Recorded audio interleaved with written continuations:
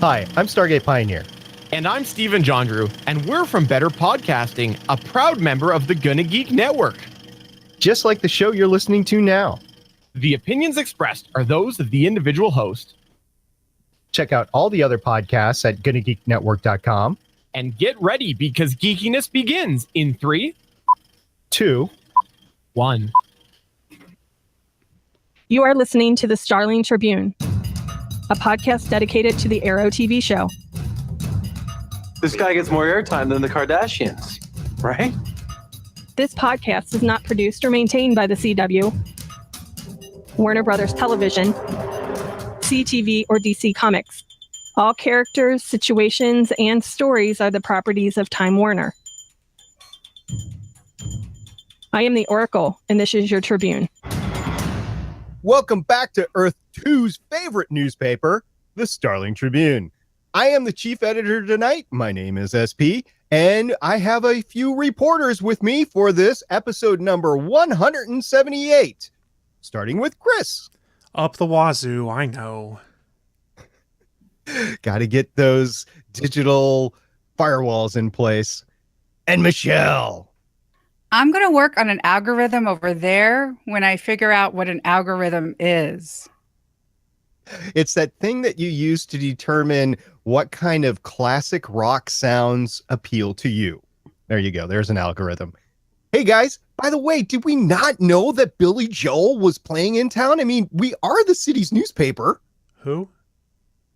You know, I heard he wasn't going to do Uptown Girl, so I'm like, you know what? Forget this. Either way, Billy Joel, that's a big draw. We didn't know about it, and we're the newspaper for Starling City, so whoever's in charge of that entertainment desk is out. So Fired. I wonder if they actually filmed that concert in Vancouver and used that footage for this episode, or where they got it from, because they actually had Billy Joel on camera, and I was like, well, how much did we pay for this?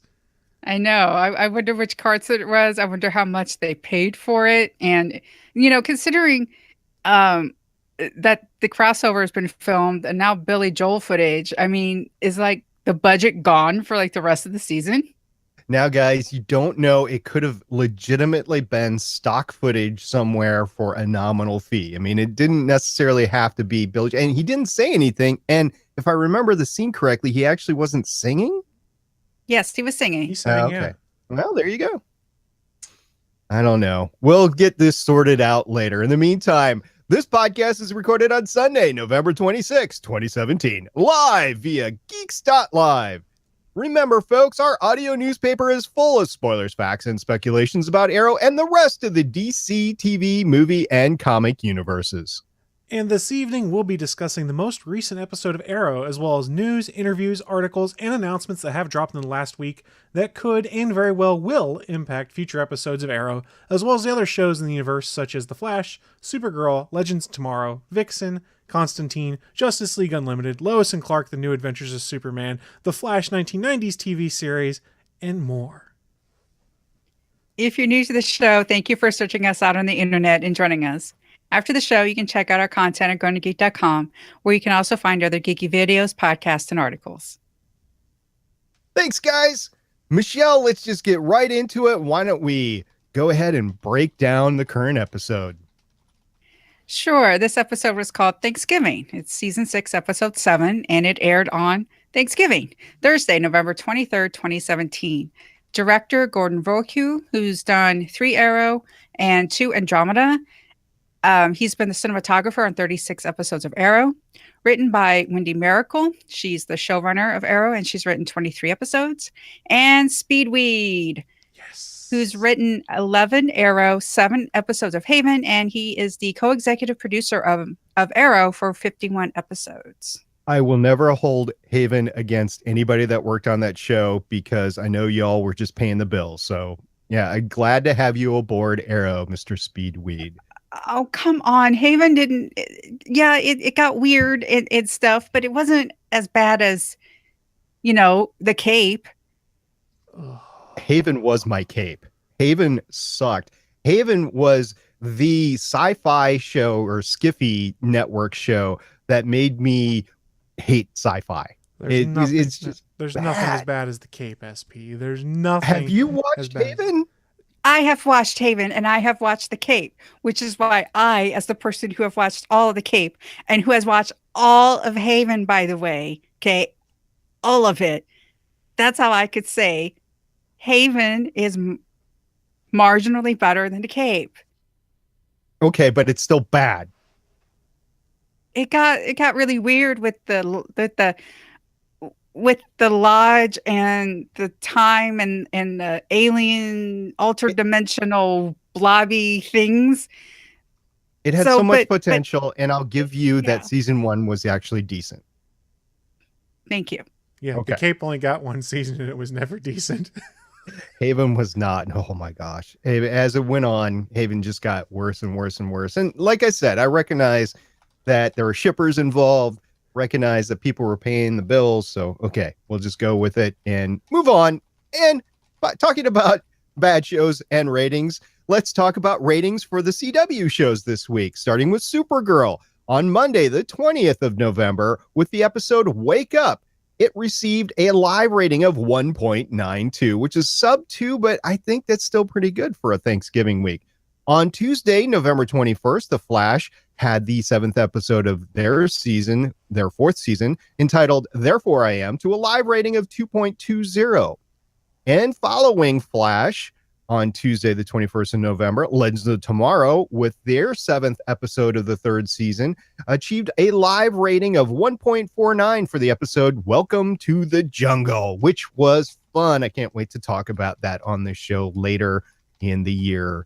And then Thursday, on the 23rd of November, Thanksgiving Day in the United States, Arrow, Season 6, Episode 7, titled Thanksgiving, achieved a live rating, which actually outperformed what I thought it was going to, a 1.11 rating with a new series low.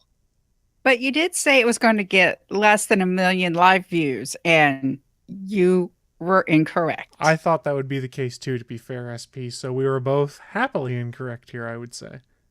I think so indeed. 1.11 is good for having an episode on Thanksgiving Day. And judging by the previous week at 1.28, it's not all that much farther down. So I was sorely mistaken about the demographic for this show, wanting to go out, have fun with family, shopping, do things. Wow, 1.11, which is more than half of what their watchers really are on a weekly basis. Still, it's 1.11. So that goes into the record books, and we will see if it rebounds in 2 weeks.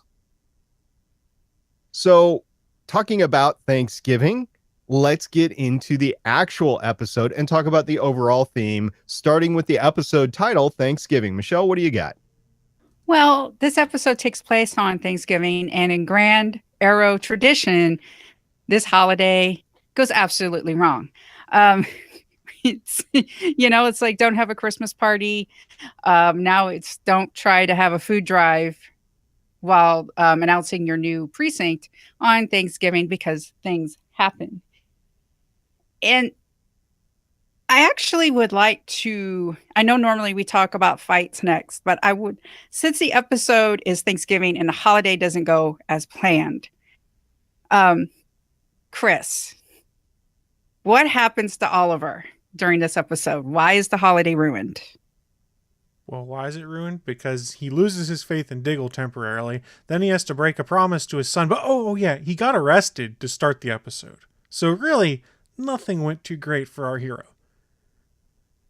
So this, the FBI agent, Watson, that's her name, right? Yeah. Comes along and arrests him for, I didn't keep track of all the charges. I just know it's burglary, murder, kidnapping, and assault or something like that. Multiple felonies. Yeah, multiple felonies. And she drags him into the new precinct, and it's like, I got to have the lead lieutenant sign off on this. And we find out that's Dinah, who, wow, she's moved up the ranks. I just want to get this out of the way about how we're feeling about this FBI storyline, because I'm going to confess, my mother, if if she could have rolled her eyes more than she could, as she did it as much as humanly possible Is about her neck this. okay? Yeah, her neck's okay, Okay. but it's almost like they went almost back, that's how epic the eye roll was. And I have to, I love this show, but I'm almost having to agree with her because I almost try to defend it, and then in the end it's you know what, I think you're right, Mom. So how are we feeling about this FBI storyline? It's the weakest part of the show right now. Every time the FBI stuff comes into play, I, like your mother, also roll my eyes heavily and go, okay, here we go again. Yet another takeaway from the main story with this arbitrary side plot that helps to keep Oliver out of the suit, which I don't particularly care for, but we'll touch on that later, I'm sure. It just does nothing for me. This is not the first time, it's not the last time someone's like, Oliver Queen's the Hood, Oliver Queen's the Arrow, Oliver Queen's the Green Arrow. Yeah, we know, it's overplayed. We get it. What? We don't care. Let's move on. And plus, I'm not a huge fan of the FBI person. Seems like she's got one range, and that's overly serious FBI person. And maybe that's the way they intend it to be played, but it's boring. I will go a step further, and I will say it is ruining the show. As much as the show can be ruined after season 4, because that's when the ratings started to drop. I went back and I looked, and about midway through season 4 is when the ratings started to plummet. So there you go. The FBI is not helping the show at all. It needs to be helped. And if anything, it's hurting, and it's just death spiraling this show, at least in the ratings.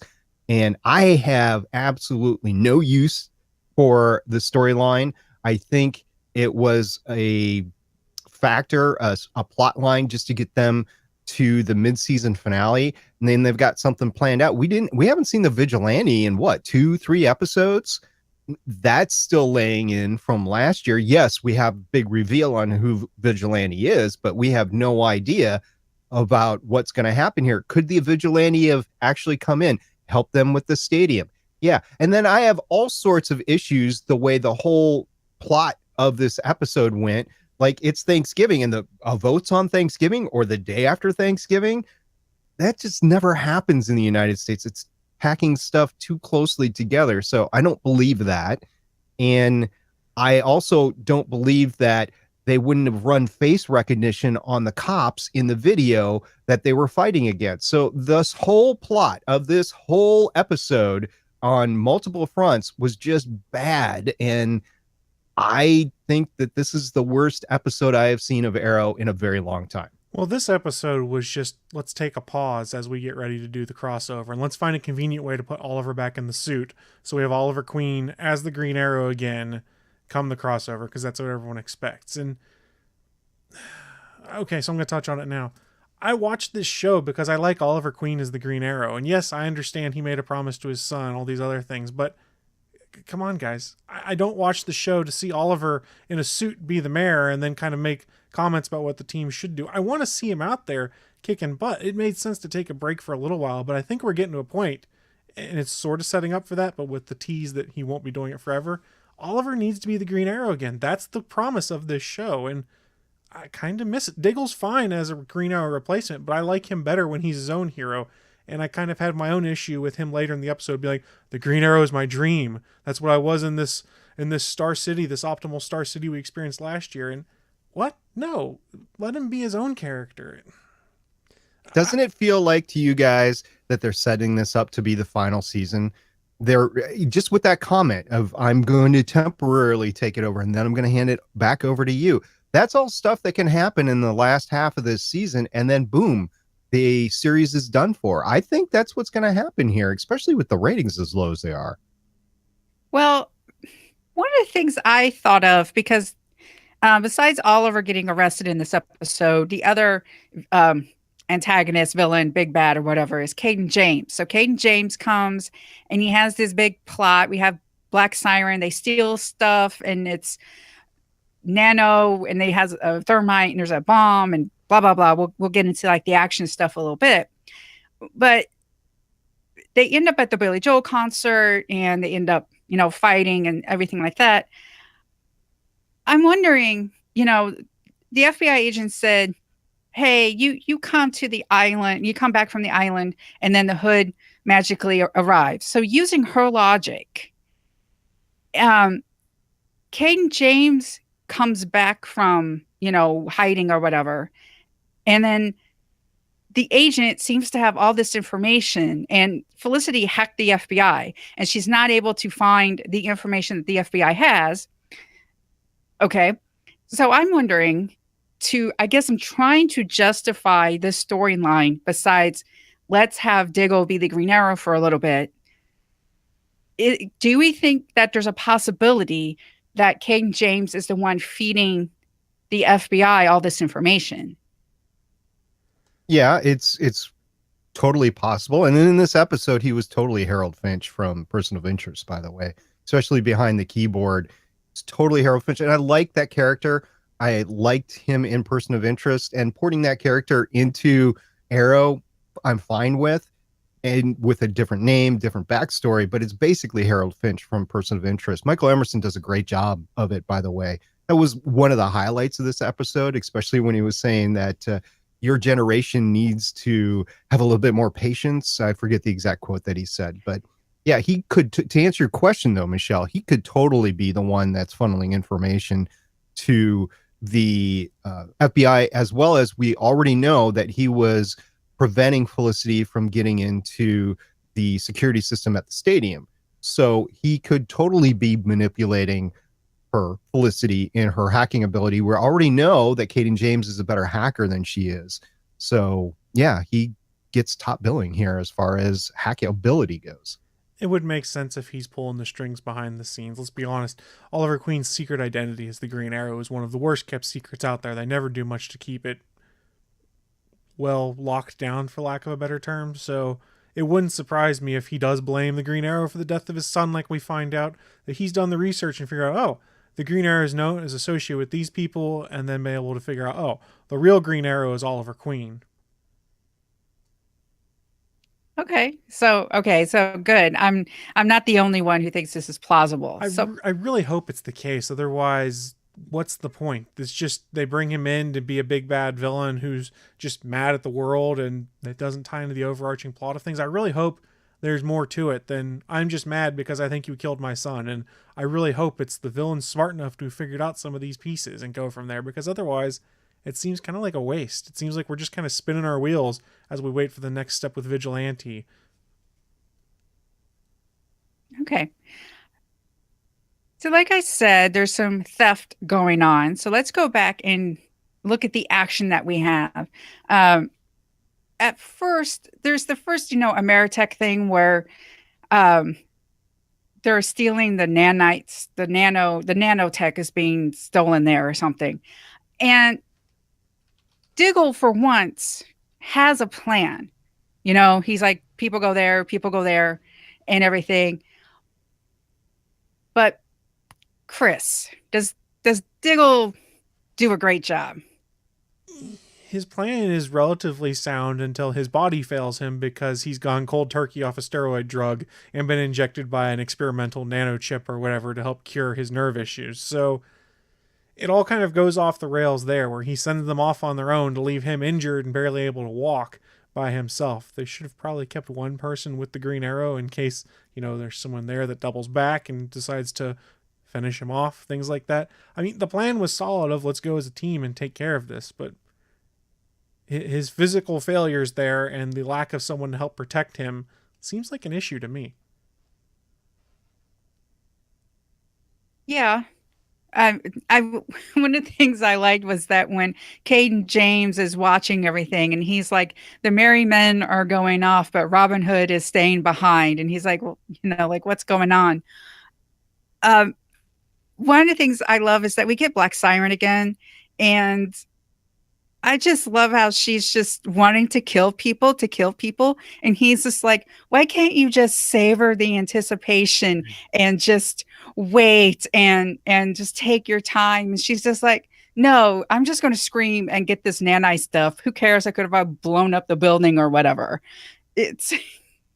Which was totally out of Person of Interest, by the way, because Harold Finch had to deal with that all the time with his field operators. They'd just go ahead and do something. He's like, don't do that. And would go out and do it. So yeah, that was from Person of Interest, but also it's just cool seeing the canary cry. I mean, she's got it. What's going to happen? Worst case, she does it and everything blows up and we end the season. So, that's not going to happen. But yeah, it was fun of her ignoring Caden James, telling her not to do it. And eventually they steal more stuff and there's a bomb. And then we finally get to the Billy Joe concert. Mayor Ollie tries to shut it down, but the guy in charge of the, Billy Joe's people is like, no, you got arrested. You're just trying to save face. You have no evidence.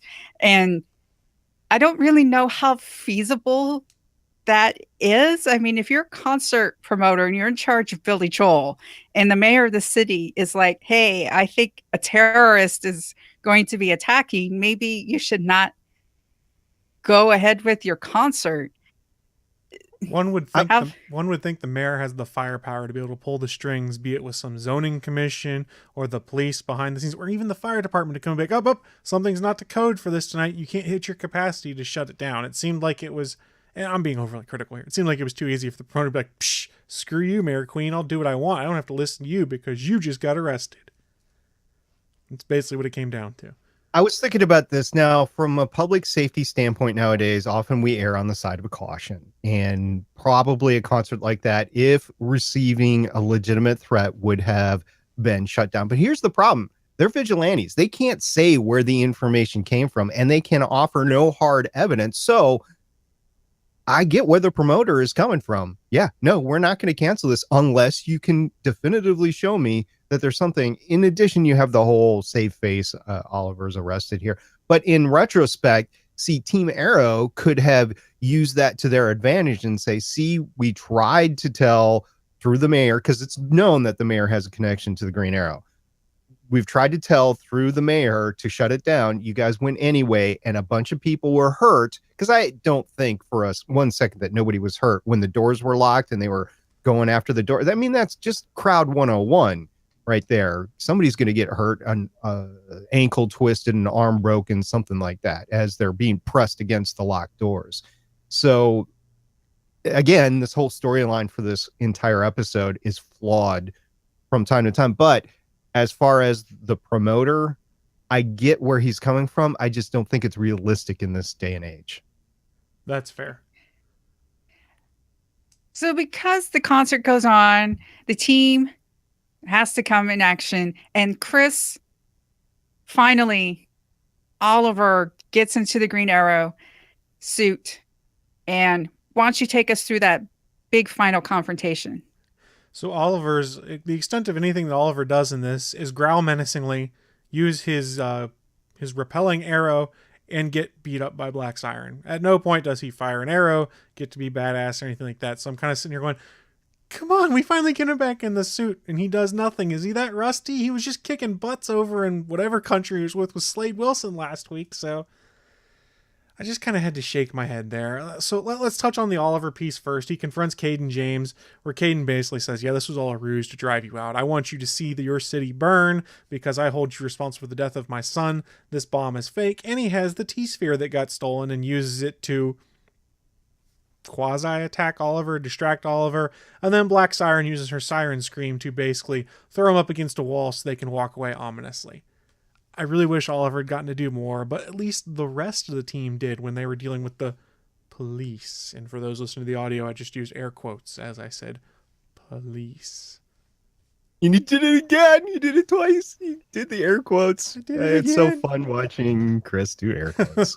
So let's go talk about what actually was a fight that happened in there, which is they're trying to set off the fire alarm to get all the people out. So instead of, Wild Dog just walking up and pulling the alarm, he gets a pretty cool moment where he just flings a knife across the hallway to set off the fire alarm.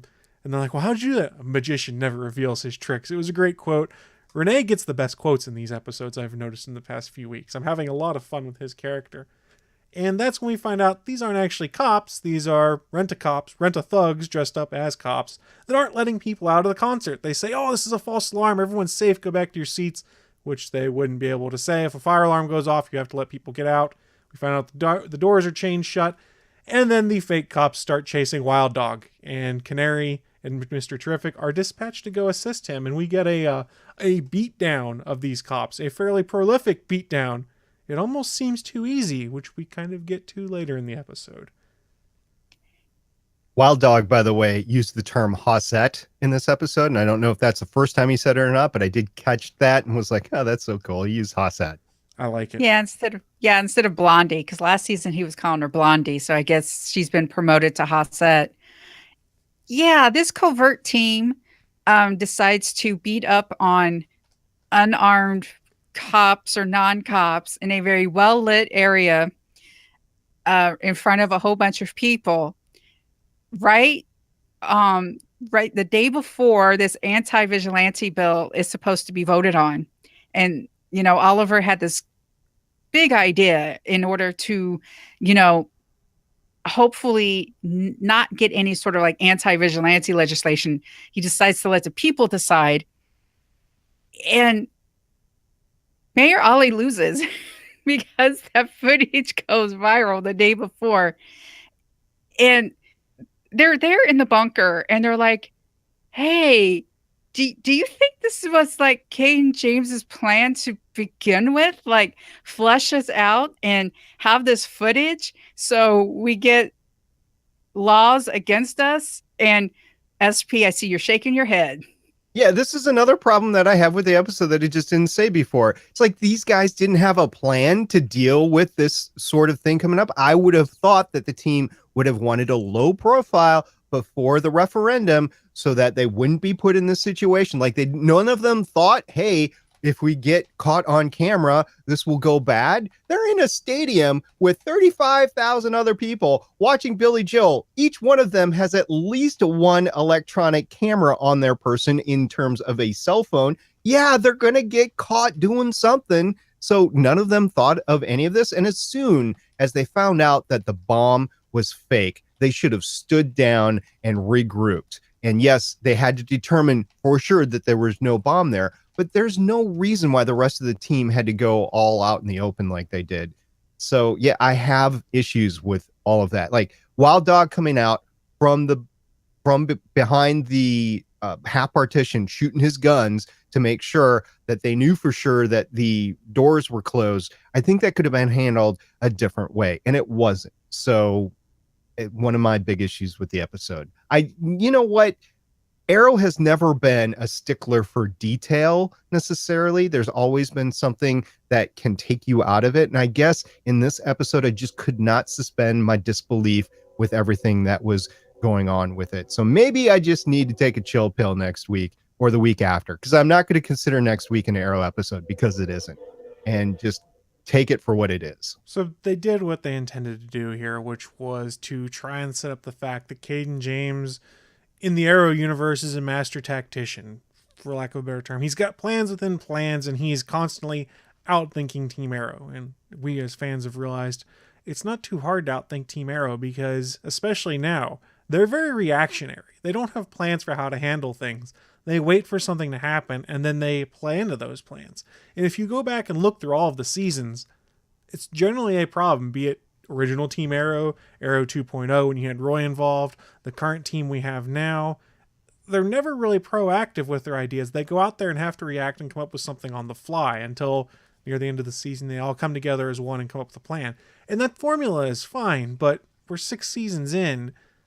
Eventually this team's got to do more than just wait for something to happen or be more on the ball when it comes to investigating things and having an idea of what's coming into play, or think 2 steps ahead, to steal a chess analogy. I feel like they got played a little too easily this week. And maybe that's because, let's go into the motivation here. There's the bomb threat, so that's obviously going to be in the forefront of the mind, and that kind of offsets everything else. But I feel like they got played and not too hard to play them. So the factor here is that Oliver in the comics is a hothead. Plain and simple. He's more reactionary. He goes off willy-nilly and just reacts. So you're absolutely right there, Chris, from a comic book perspective. But you would think at this point in time, 6 years in, he's the mayor of Star City. He would start to think a little bit more strategic because his tactical thinking gets him into trouble. every time. And as far as security systems go in the DC universe, we know that the Arrow Cave is no better than the Bat Cave because Right. they both get broken into quite a bit. And let's be honest, the way this works is this Green Arrow is basically Batman light. It's Yeah. not Green Arrow. It is and it isn't. If you go in there expecting like the comic book or the cartoon Green Arrow you've expected, it's not what you're going to get. And I'm not saying that disparagingly. I just want to level set with folks here that you probably shouldn't go in there expecting that this Oliver Queen is going to be like what you've read in the comics. He's going to have some attributes in common, but this is a beast in and of itself. If we step back to season 1 and season 2 on this podcast even, we had the Bat checklist because it seemed like they were constantly referencing more Batman things than they were Green Arrow things. So maybe that's part of what gets in my head is, remember, Batman's superpower, it's not that he's rich like the Justice League movie says. It's that he's a master tactician. He's always got plans for everything. He's always one step ahead of someone and things like that. And maybe that's got in my head a little bit that, okay, if you're trying to pull in these Batman references, things like that, maybe he should adopt some of that mindset. I don't know. Maybe I'm being unfair. Maybe I'm being overly critical here. It's just, like I said, this week it just seemed too easy to work him. Yeah, it's like one of the things moments I liked was, like who's going to call the shots, and Felicity's like, Dinah should, and Renee's like, what? And Felicity's like, you know what? She's a meta. She has technical training. She's a cop. Blah blah blah. And you would think that she would be like, oh, the doors are closed. Maybe we should, and the bomb's fake. Maybe we should go outside and open the doors for people instead of, beat down a whole bunch of cops. So yeah, this was plot wise not that great, but there were some nice character moments. For example, Dinah and Quentin. There was Quentin this episode. We got Quentin.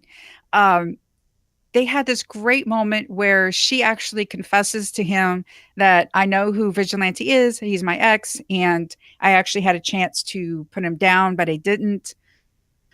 Because Quentin was feeling guilty because he's like, I could have killed Black Siren, but I didn't. And now she's killing. And Dinah's like, we try to see the good in people always. And that was a good moment. Yeah. And then we had the Oliver Diggle interactions, which were interesting. I think I don't know how I feel about them. Yeah, I think it aired a lot of what we were saying for the past 6 episodes of where exactly everything was. And it was nice for them to go through it, air it out under the guise of Diggle being under withdrawal symptoms, so they could really get some stuff out there and work through it. But I just have a problem of them even having to get to that point. I do agree with you, by the way, in the Quentin Lance, where was he the last 2 episodes, and Dinah. I do agree that their interaction, I was watching that, and I actually rewatched this episode, so I've seen it twice, which I don't normally do before we podcast anymore, but I was watching specifically that scene. That was probably the best scene to me of the entire episode, because there are 2 people, competent people, that are going through very similar issues with people that they love that are basically betraying them, and how to deal with it, and having to actually physically confront them.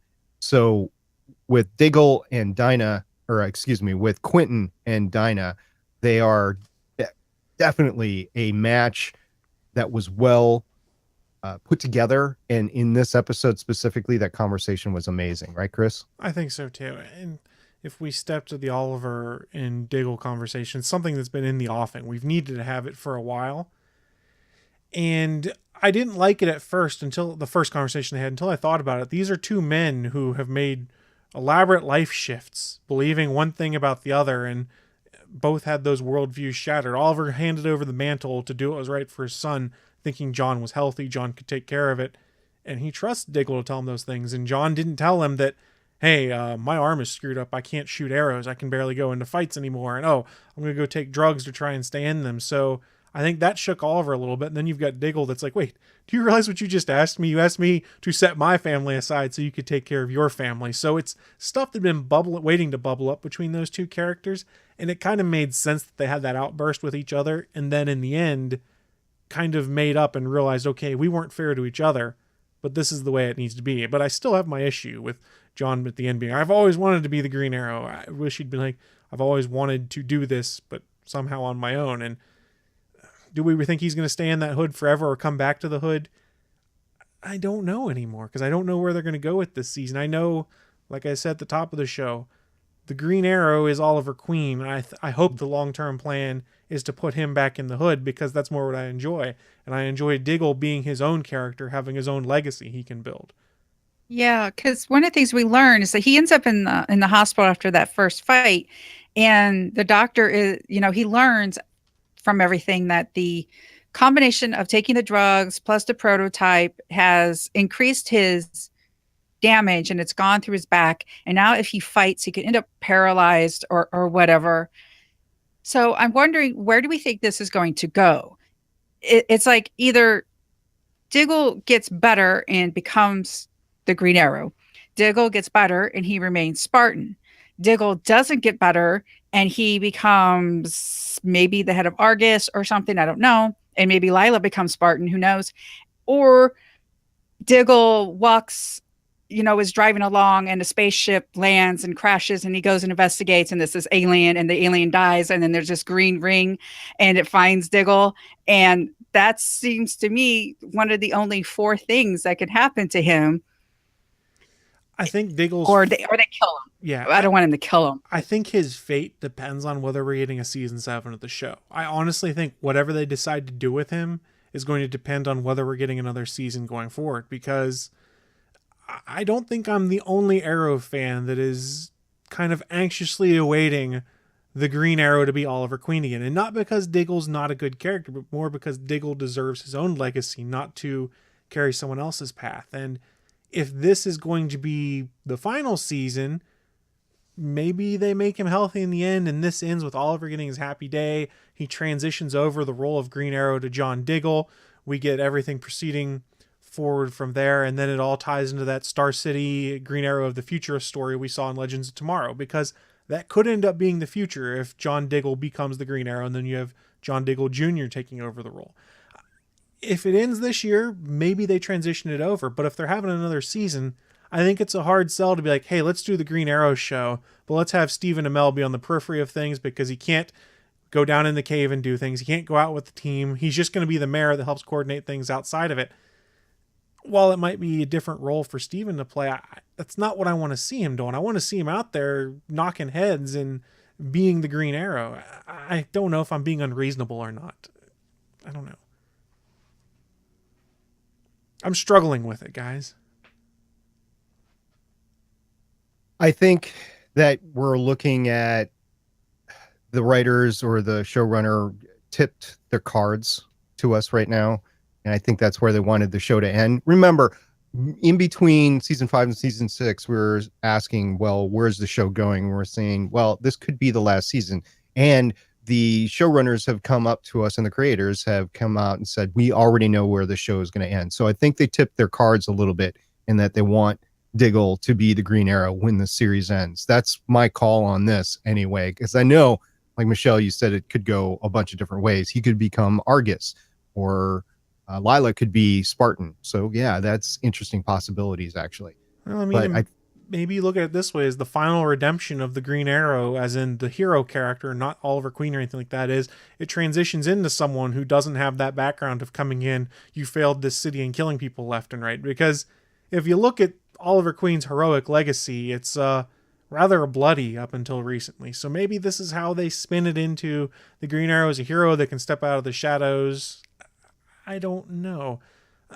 It all, like I said, it all depends on whether there's a season 7, because I don't think you do season 7 without Oliver Queen under the hood. No, you don't. Absolutely. Yeah. And that's why I was saying it depends on where they want to end the show and when that end of the show is. So I would hope that the Arrow producers have a strong relationship with the CW so that the CW would tell the Arrow team sometime soon, because it would have to come out in the next month or so, because then they start writing the episodes, if they haven't already, for the rest of the season, that this is it, or we're going to give you one more season. or one more part of a season, something like that, to wrap things up. So they have to start thinking about the end game here, because we are at that point of end game. 6 seasons in, that's a lot more than other shows get. I mean, take a look at How I Met Your Mother went 10 seasons. I forget how many seasons Friends went. Every season of Star Trek went 7 seasons except for Enterprise. So you're looking at the end game at this point. Yeah, and just for the fans out there that are listening to the show or watching at a later date, don't take it as me being negative on the show. I'm generally trying to figure out where they're going to go with it because I'm uncertain and I'm uncomfortable. I'm not like, oh, this show is crap, I quit. I'm just more like, I don't know what's going on and what the intended plan is, and it makes me feel unsettled, for lack of a better term. Well, one of the great things that happened this episode is that we had a holiday miracle, and that miracle being Thea wakes up from her coma just in time for the crossover. Yeah. And Not just Thea, Auntie Thea. yes, Auntie Thea, William, made Thanksgiving dinner with the help of Risa and such. And, we have this dinner at the hospital room and talking about, ending. Willa Holland, I think, wants to move on. I think it's in her contract that she doesn't have as many episodes because that's the way she wants it. But I really want to see her as Speedy. I want to see her. Heck, she could be the Green Arrow. I would love to see her back in some sort of Speedy Green Arrow sort of thing and doing her thing. I really hope she does that, before she leaves the show or is written out or something. That would honestly be great to see her in the Green Arrow costume. She is League of Assassins trained by de facto. Ra's al Ghul actually trained her, so she is trained, and that would be great. Although I don't think it would help Oliver and his legal problems, because obviously she's going to have a different profile in the suit. So it's not like she could be labeled the Green Arrow all along. It would definitely be a different Green Arrow. Right, and they did say, some of the showrunners in interviews, that Willa Holland has the same number of episodes she was under contract for last season, which I think was 18, something like that, 16, 18. So it was supposed to be a similar load to what she had last season. Yeah, which means she won't be doing as much as we want. I don't know if it was even 16 episodes. There's a total of 23 episodes in the season, Something like and that. she's missed at least 5 episodes, right? Yeah. So that's pretty close. I mean, 1 or 2 more episodes that we don't have Thea. That's all assuming those numbers are correct. A, that they were reported accurately, and B, that I'm remembering that report correctly. Fair enough. That is true. So any last thoughts before we close out this episode? SP, anything else you want to talk about that happened?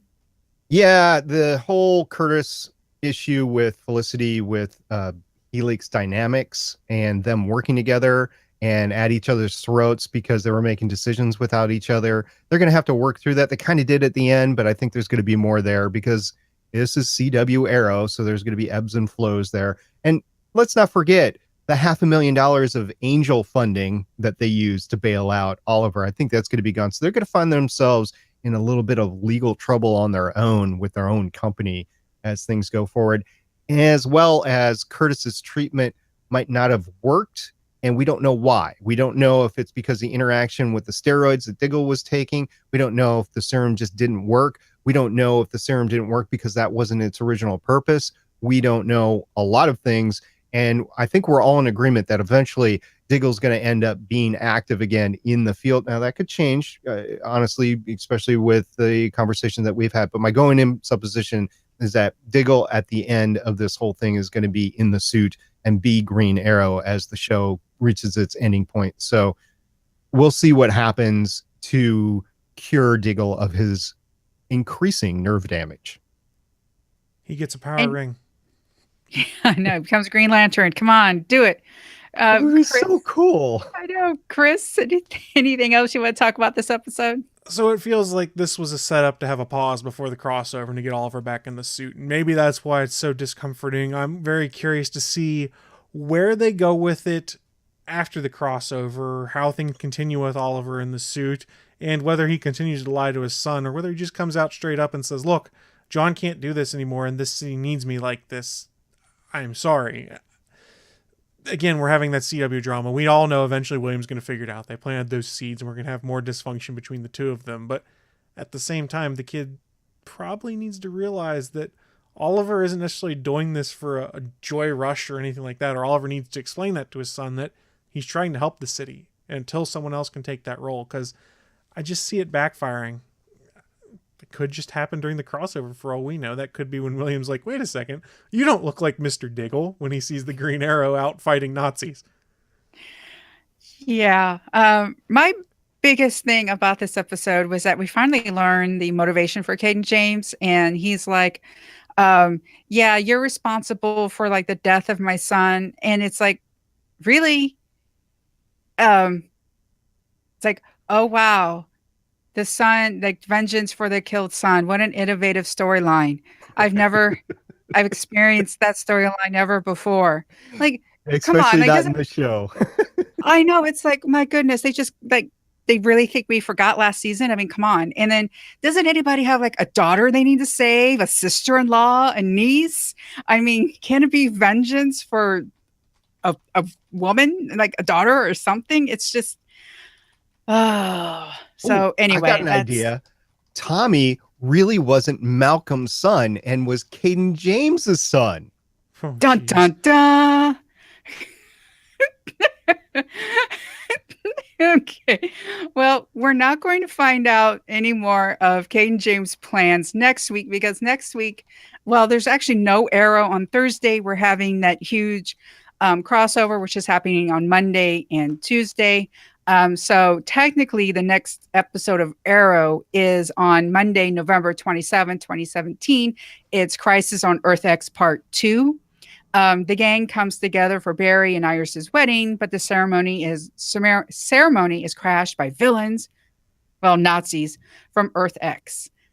Directed by James Bamford, so this better be an action-packed, because it's Bam Bam. And the writers are Wendy Miracle and Ben Skolowski, with story by Mark Guggenheim and Andrew Kreisberg.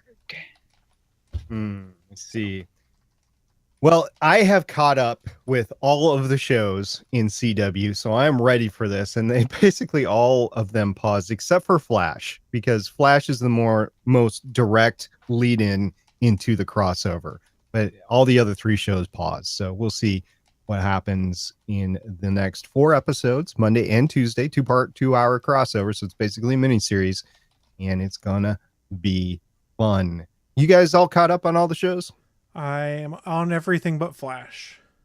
Yeah, if you watch the Therefore I Am, first off, I love the parallels between the DeVoe couple and Barry and Iris and stuff. But if you like to do drinking games, take a drink every time somebody says, we're getting married next week. I think Iris says it like 3 times or something. It's just like, we get it. You're getting married next week. That's the part of the crossover. We understand. You can move on. It was so inappropriately placed at least half the times too. Oh boy. Well, since we got the crossover next week, we're going to skip the news because, well, quite frankly, between Thanksgiving and the crossover, there really isn't no specific Arrow news or CW news other than the crossover. So we're going to skip over the news section, but I'm still going to play the news bump here because we're going to lead into feedback. So here we go.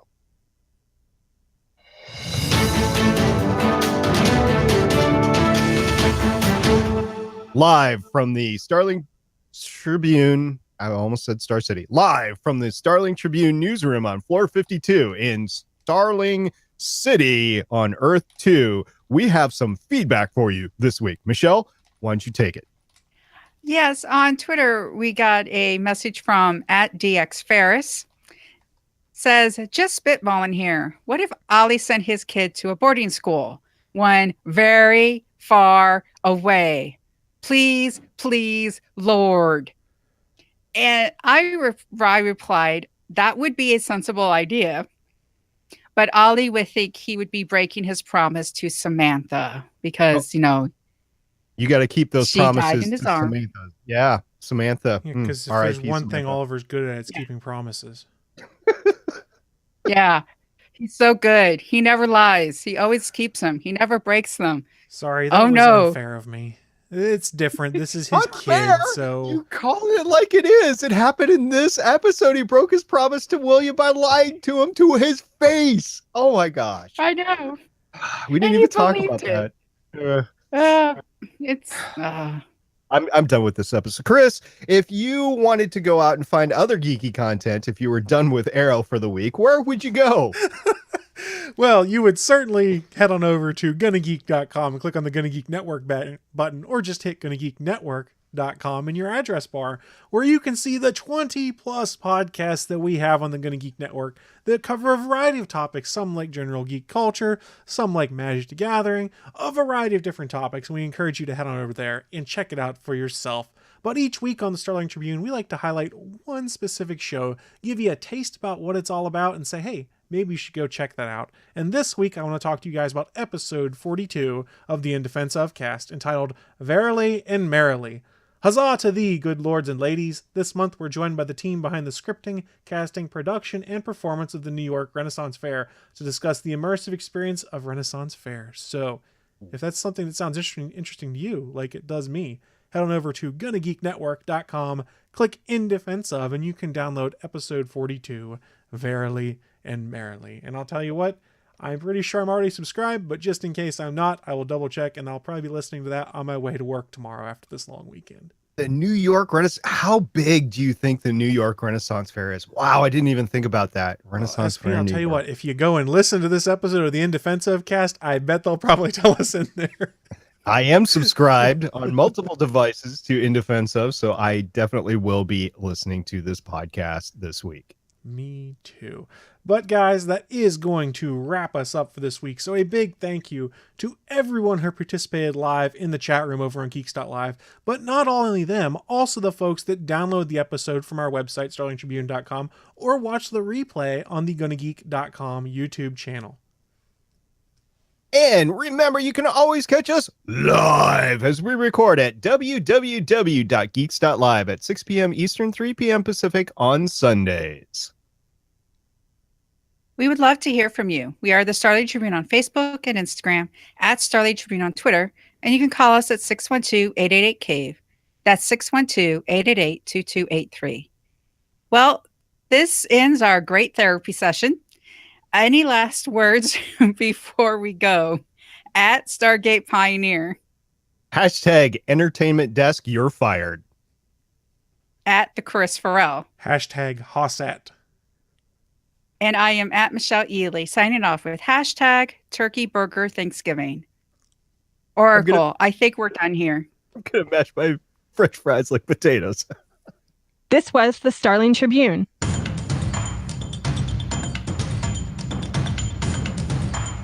You can leave us feedback at GonnaGeek.com or check out our archive at StarlingTribune.com. Visit GonnaGeek.com for more podcasts. Music by Kevin MacLeod can be found at Incompetech.com. This podcast is not produced or maintained by the CW, Warner Brothers Television, CTV, or DC Comics.